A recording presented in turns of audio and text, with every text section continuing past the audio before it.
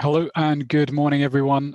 Very warm welcome to our briefing this morning on operational resilience. We're giving people just a few more seconds as they're dialing in. More people are joining as I'm speaking, but just a few words by way of introduction before we get properly underway. My name is Nigel Sydenham. I'm part of the training faculty at CCL Academy, and it's a real pleasure to welcome you to our session this morning. Thank you for joining us.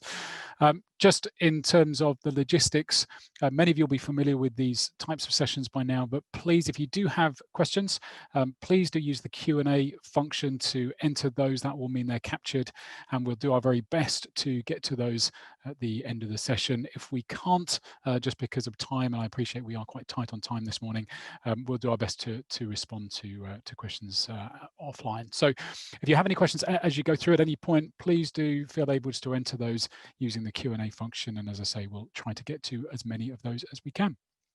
Okay, we're going to start and let's get underway. We've still got a few more people joining us, but I'm sure they will just take part as they join in.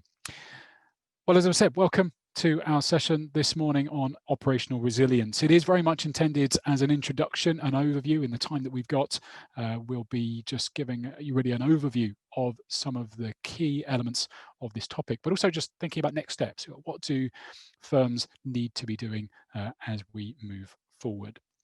But I want to start with a quick question, and this is the question. In a moment, we're going to give you the chance to respond on screen.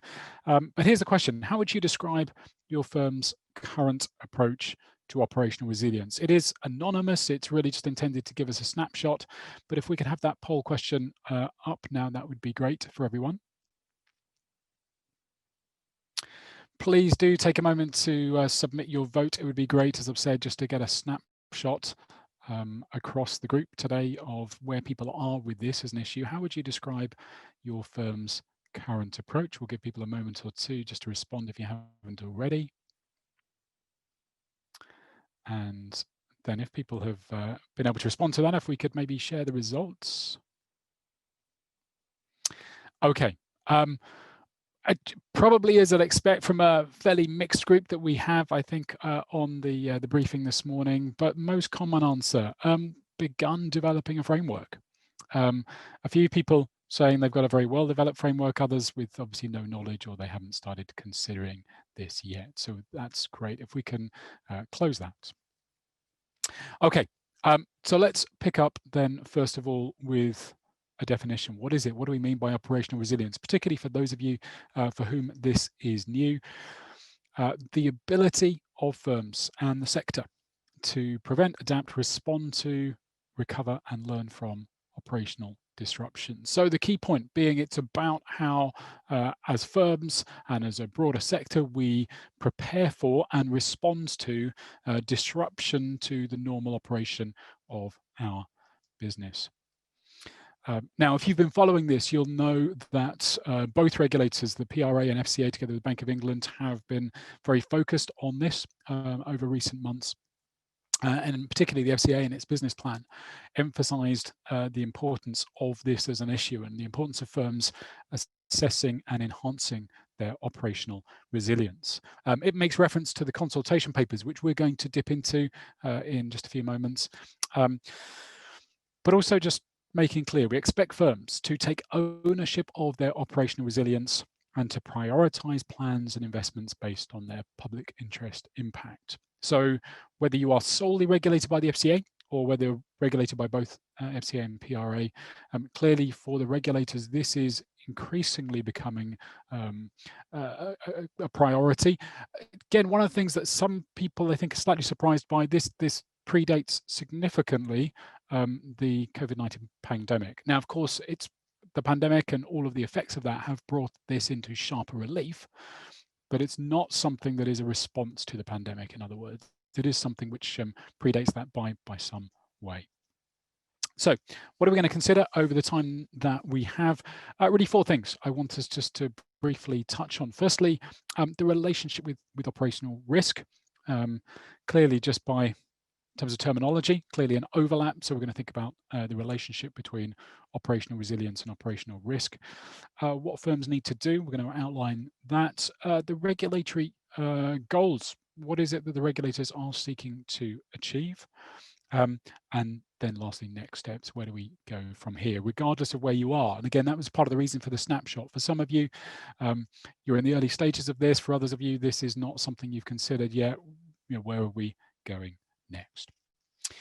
So let's start with that question of operational resilience and risk. Clearly, just in terms of terminology, that you may suspect a connection.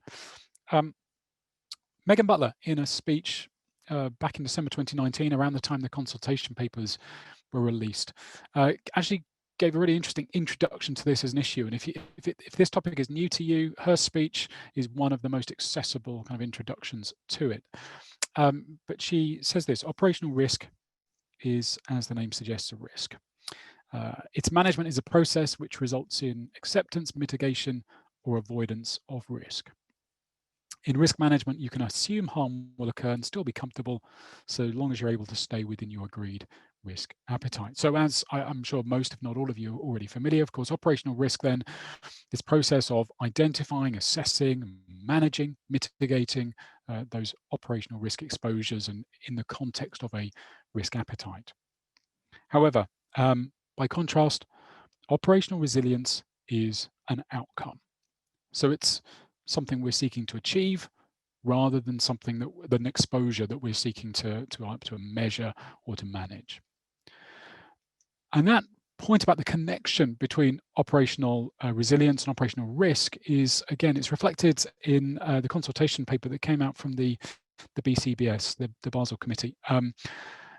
Ken, just an interesting perspective, reiterating that point about operational resilience being an outcome, but again, making clear that connection, that our operational resilience benefits from our management of operational risk. So our identification, assessment, our management, our mitigation of operational risk as part of our enterprise risk management framework actually serves to minimize or helps to minimize operational disruption. So clearly a connection, but as we're going to see as we go through, particularly as we start breaking down some of the concepts that are set out in the consultation papers, we're going to see that there's this connection, but yet clear distinction. Okay, so what do firms need to do? Well, I've mentioned Megan Butler's speech, and in it she gives a really nice, concise overview, and that's all this is at the moment. We're going to dive into the details in just a moment, but just in terms of an overview to set us all at the same point. Firms, first of all, need to identify their important business services and map the delivery of those services back to underlying resources. Secondly, they test their ability to withstand a severe event with reference to an impact tolerance.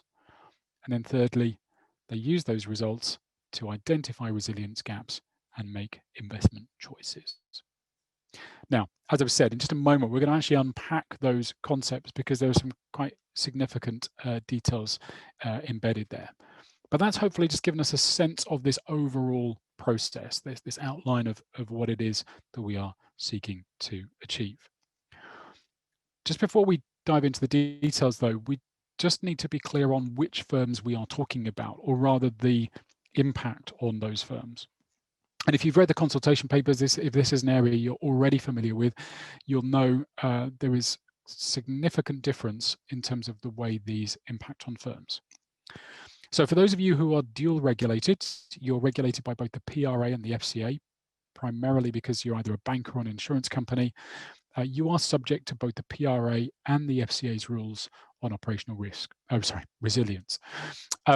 Now, as you'd expect, the rules, or at least the proposals, it's a consultation at this stage, but the proposed rules are closely aligned, but distinct.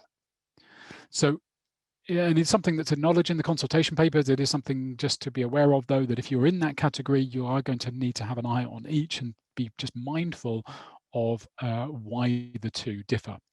There is a logic to why they differ, but just being aware of that.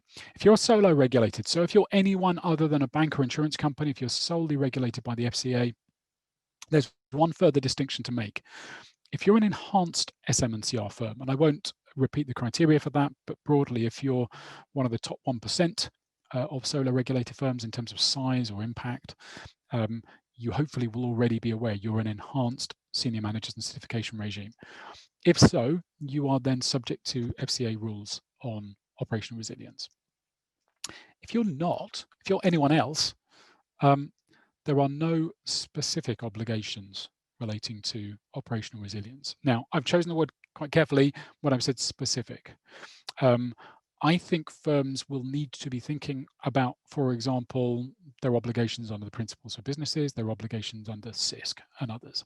So I want to be careful, and we're going to touch on this again towards the end.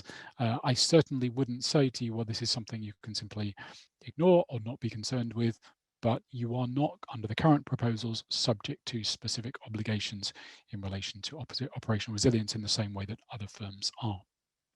Okay. So as we said, what we're going to do is just briefly unpack some of those key concepts, just to make sure we appreciate some of the distinctive features of them. Starting with this first issue of important business service. Now, in some ways, fairly self-explanatory. It's one of the services provided by your firm or on behalf of your firm to clients, which, if it was disrupted, could result in intolerable levels of harm to your clients, one or more of your clients, or risk to the financial system or its orderly operation. Now, hopefully what will immediately be obvious, if you think across the services that your firm offers, some of them would fall in within this category, but perhaps not all. A very simple example, if, for example, you process payments on behalf of clients, most of us might imagine that even fairly minimal disruption to that could cause harm to certain clients. If, on the other hand, on your online portal for your clients, you have a chatbot, meaning that someone can just quite easily engage with you and ask straightforward questions, disruption to that, fairly obviously, I would have thought, is unlikely to cause harm.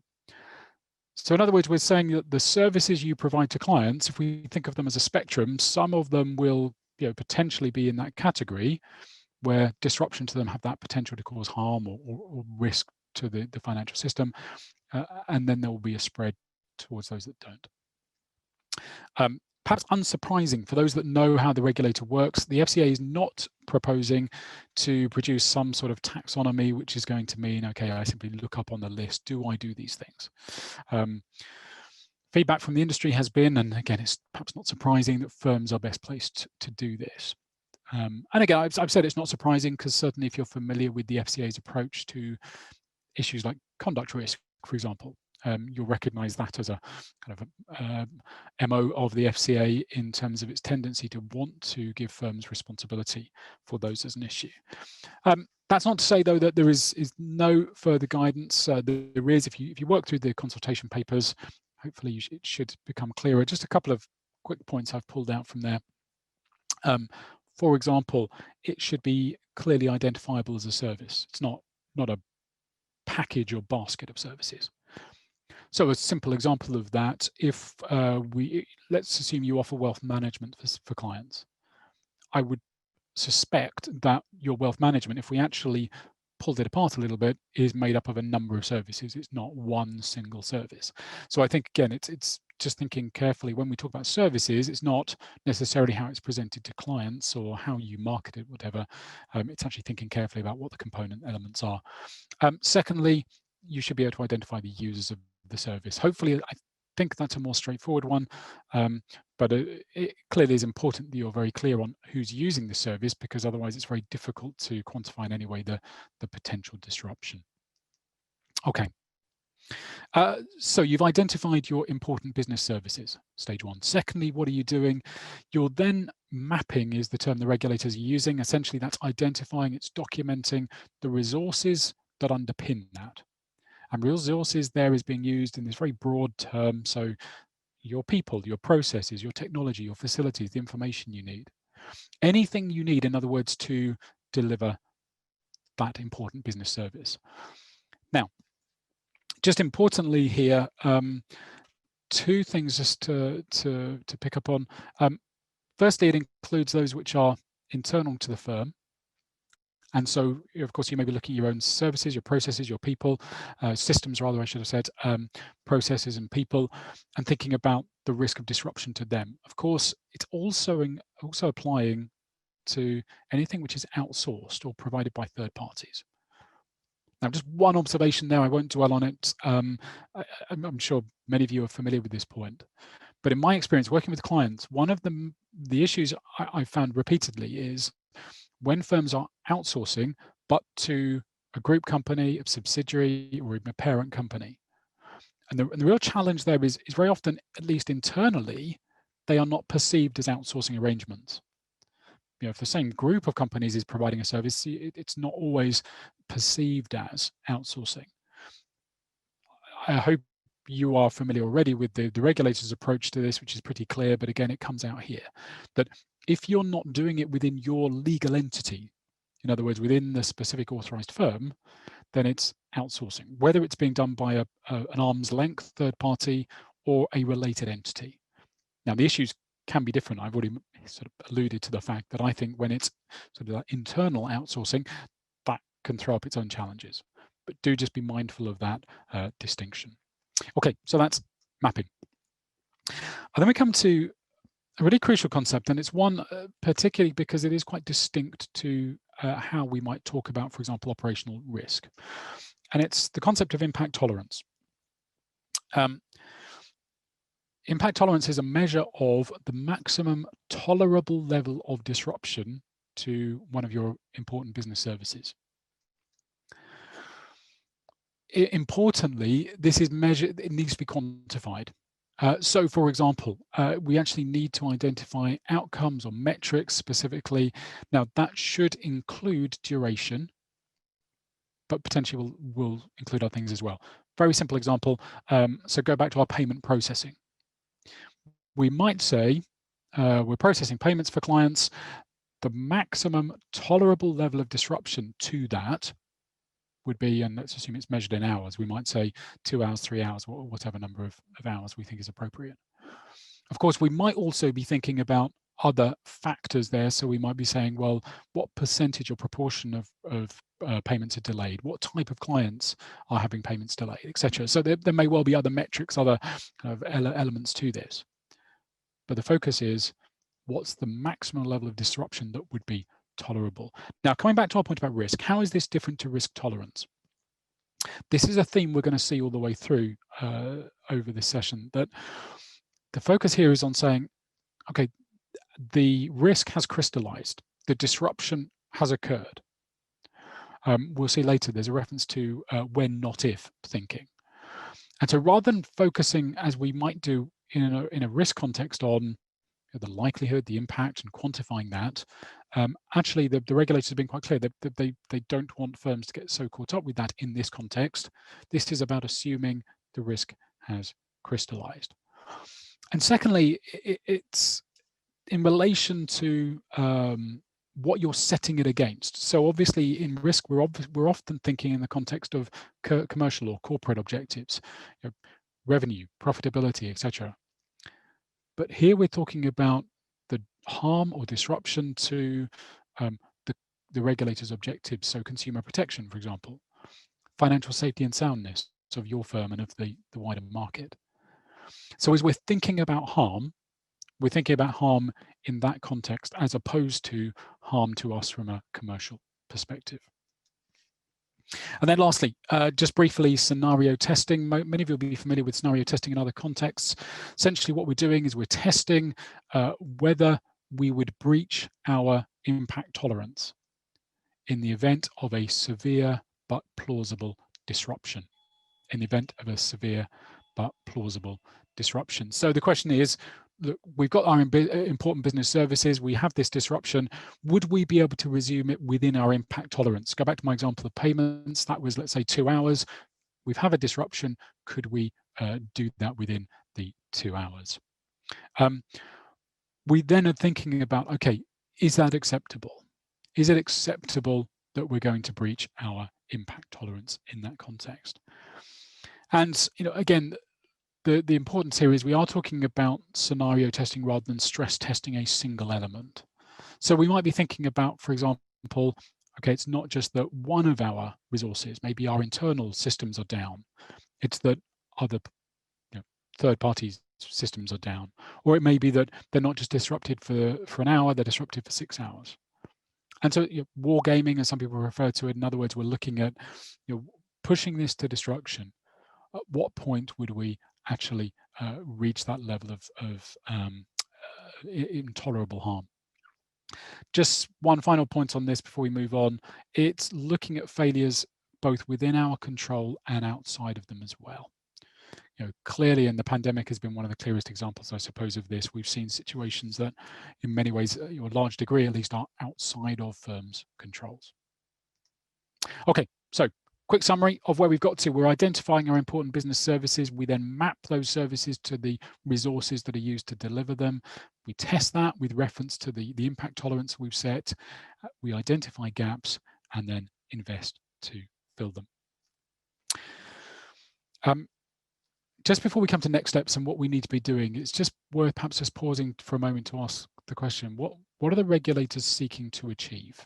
And I say this because obviously I think the clearer picture we have of what the regulators are, their objectives are, what they're actually setting out to achieve, will help us to meet those expectations. Megan Butler, in the speech I've quoted from already, says, it's not about protecting the reputation of your firm or as the sector as a whole, it's about preventing these incidents impacting consumers and the wider market. And Nick Strange, actually a senior advisor to the Bank of England, a really interesting speech just came out this month, putting operational resilience in the context of the pandemic. Our aim is to build the resilience of the financial sector so it's better able to absorb operational shocks. This key theme, though, as I've mentioned, running through this, that actually we're talking here about we assume these shocks are going to occur. It's about when, not if. Rather than seeing them as a risk that we're assessing and seeking to manage, they are something that we are seeking to think about, our response to. Okay, so the regulators' expectations. So next steps, what do you need to be doing? Well, if you're not already clear, and many of you will be, but if you're not, do just make sure you're clear on whether the proposals as they're currently framed apply to your firm. If they do, and from the snapshot we did at the beginning, I suspect many of you are in this stage. You've reviewed the consultation paper, you're looking at other sources, thinking about stakeholders internally, you're planning your response. There's that whole sort of internal process getting underway.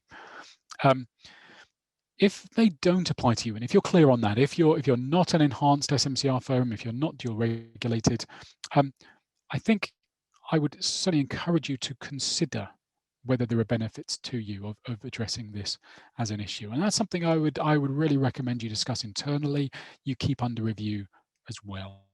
I think that's, as I say, I think it's a genuinely open question. There may be views, there may be reasons why you think, for example, it's disproportionate. If you're a very small firm, it may seem just entirely disproportionate to you to go through a great planning exercise. But I think it's worth having that conversation and keeping that conversation under review. Okay, we've got a few moments left just before we come to the Q&A. A final question for you. Based on what we've said so far over the briefing, how do you anticipate that your firm will respond? I've given you a few options there, whether you're subject to the rules or not. If we can have that poll question up and available to people, that would be great.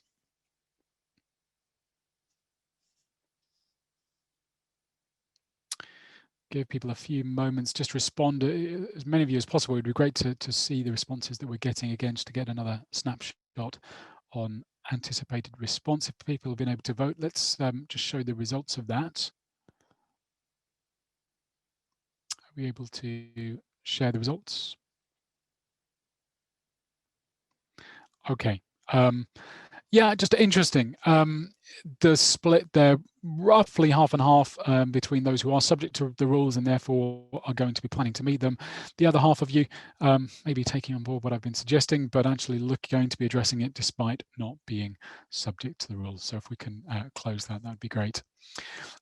Really just some final thoughts before we get to Q&A. Firstly, in terms of further reading, just a few things I'd really recommend.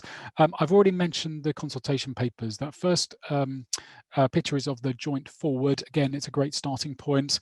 Megan Butler's speech is there. Nick Strange's speech, again, just this month, putting it in the context of the pandemic.